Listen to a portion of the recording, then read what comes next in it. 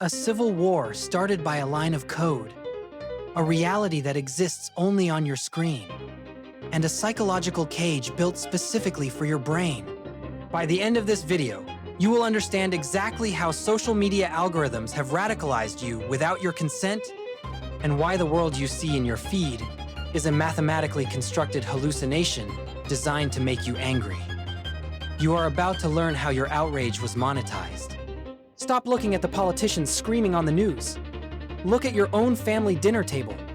Why can't you talk to your uncle anymore? Why does your neighbor seem like a complete monster? Why does it feel like half the country is living in a different dimension? It's not because people have changed. It's because you are no longer living in the same reality. You are the victim of a digital isolation experiment. Every time you open that app, you think you are seeing the public square. You aren't. You are looking into a mirror that reflects your own biases back at you, distorted and amplified.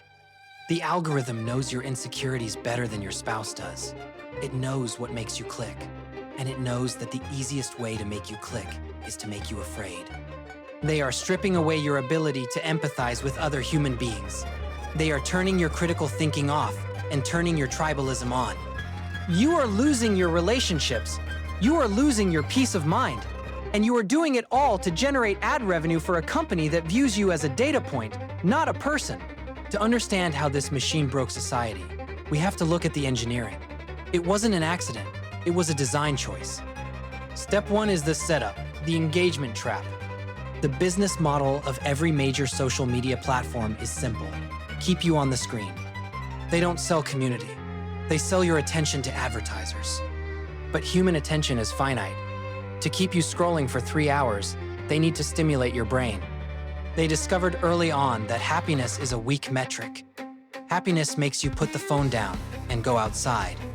But outrage is sticky. Outrage keeps you commenting. Outrage keeps you sharing.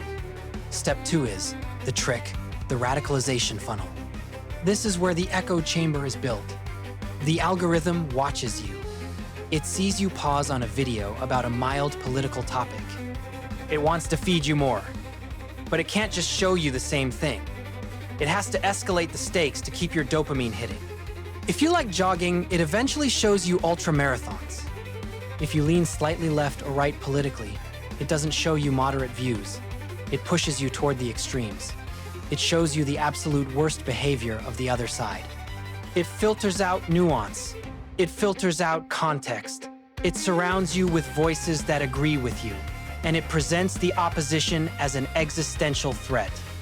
You start to believe that everyone agrees with you, and that the other side is insane. You aren't seeing the world. You are seeing a custom-made hell. Step 3 is the proof. This isn't speculation. We have the internal documents. In 2021, a whistleblower named Frances Haugen leaked thousands of internal files from Facebook, the Facebook Papers. They revealed a change made to the algorithm in 2018. The company wanted to maximize meaningful social interactions, or MSI. How did they measure that? By reactions. The internal documents showed that the algorithm weighted an angry reaction 5 times higher than a simple like. 5 times. The engineers knew that anger was the most efficient fuel for their engine. One internal memo bluntly stated, "We have evidence from a variety of sources that hate speech, divisive political speech, and misinformation on Facebook and the family of apps are affecting societies around the world." They knew. They saw the data. But they kept the algorithm running because turning it down meant losing money. So, who benefits from this polarization? The tech giants. While you are fighting with strangers in the comments section, they are printing billions. They have successfully transferred the cost of their business model onto society. The cost is riots. The cost is gridlocked governments. The cost is a mental health crisis among teenagers. But the profit? That stays in Silicon Valley. And notice the behavior of the architects. Steve Jobs didn't let his kids use iPads. The executives at these companies send their children to Waldorf schools where screens are banned. They are the drug dealers who don't sample their own supply. They know it is digital fentanyl. They built a machine to extract value from your nervous system, and they protect their own families while serving yours up to the algorithm. We like to believe we have free will. We like to believe that our opinions are our own, arrived at through logic and reason. But if your information diet is controlled by a machine designed to manipulate your emotions, do you really have free will? Or are you just a programmable node in a network? You are not fighting a culture war. You are fighting a retention strategy. The people you hate on the screen might not be the enemy. The enemy is the code that taught you to hate them in the first place. The question is, can you wake up from the simulation? Or is it already too late?